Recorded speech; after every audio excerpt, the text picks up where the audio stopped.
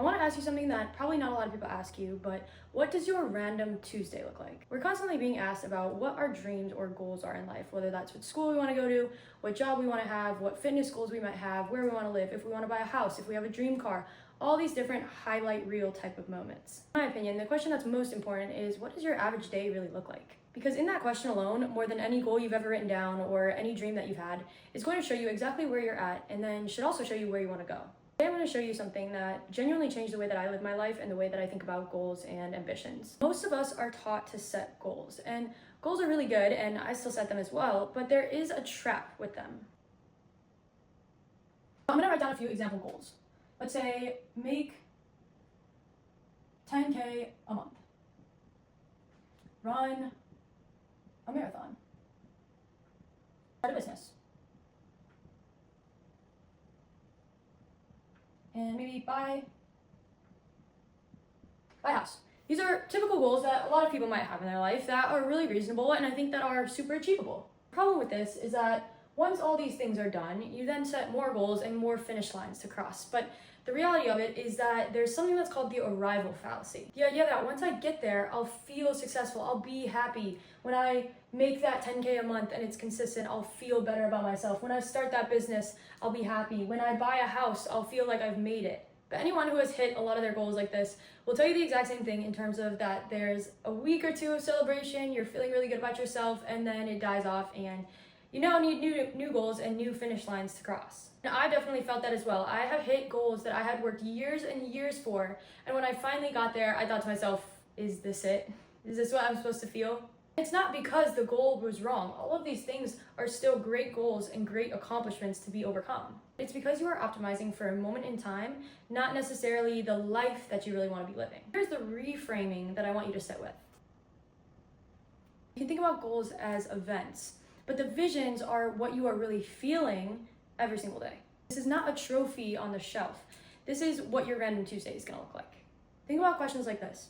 How do you want your body to feel on a day-to-day basis? Who do you want to be surrounded by?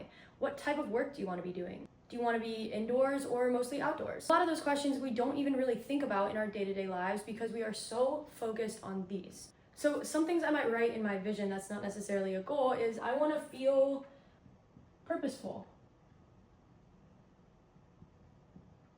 I want to be outdoors. I want to be with my friends.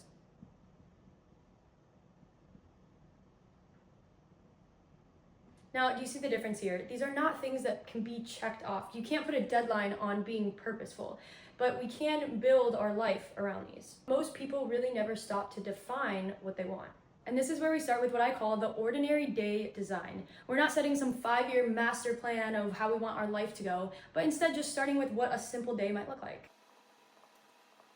And so literally you can just walk through what your typical, ideal, normal day might look like.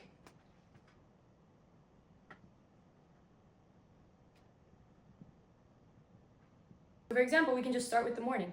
Do you want to wake up in a certain place? How do you like to wake up? Do you like to wake up with an alarm or without an alarm? Do you like to hit the gym right away, or do you like to kind of take things slow? Eating breakfast first thing in the morning? Do you want to wake up next to a certain someone? There are no right answers to these questions. This is your vision, and this is really what you want to idealize for yourself. And then obviously you can just move through your day. What do you like to do in the afternoons? Do you like to eat a late lunch? Do you want to be on calls? Do you want to be with your friends? Do you want to be at the beach? Do you want to be creating? Do you want to be consuming? Do you want to be resting? Do you want to be working? Are you with the people that you choose to be around, or are you with people that you're kind of stuck with? This is where people's goals typically start to disconnect from their vision. Chasing things, they're chasing numbers, they're chasing checkpoints that are still going to have them at a desk that they don't want to be at 2 p.m. on a Tuesday. I had to face that in my own life. I was living a life that was completely perfect on paper, but my day-to-day just wasn't really what I wanted to be doing.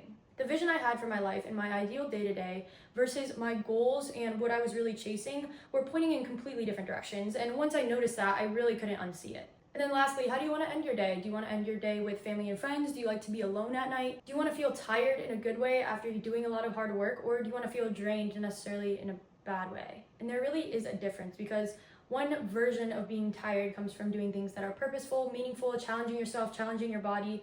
And then there's a version of being drained that comes from giving your energy to things that don't feel or fill your cup. Now, once you understand what your ordinary day looks like, you can really build your goals around it. Think about it like you need your goals, but your goals need to have a compass. Instead of thinking, what should I achieve? You start to think about, what do I need to do to make this my normal? Maybe that means not just starting a business, but actually building an income stream that's going to allow you to use your time wisely. Maybe that means cutting a relationship that's draining you. Maybe that means moving somewhere that's going to fit your lifestyle and not just for a resume. Your goals don't necessarily disappear. You still need these goals, but they get a little bit more meaning to them. They stop being random checkboxes and things that you would cross off on a to-do list, but instead they start to become the architecture of how you actually want your day-to-day to be. And what I'll leave you with here is, before you write another goal, before you build some master 3-year plan, sit down, be calm, focus, and ask yourself quietly, what does my ideal Tuesday look like? And not only what does it look like, but what does it feel like? And if the life that you're currently building doesn't lead you to that perfect day, then this is your sign. Not your sign to quit, not your sign to blow everything up and change every direction, but to reorient what you might want in life.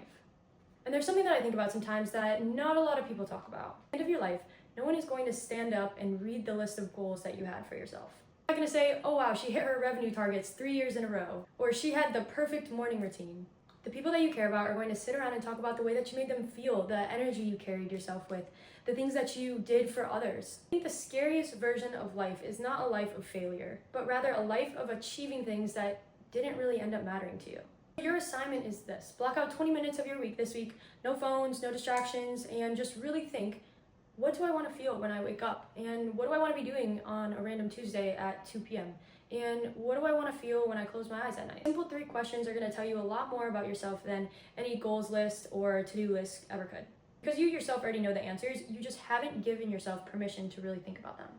Because at the end of the day, you're never really chasing a goal, you're chasing a lifestyle. And you deserve to design it on purpose.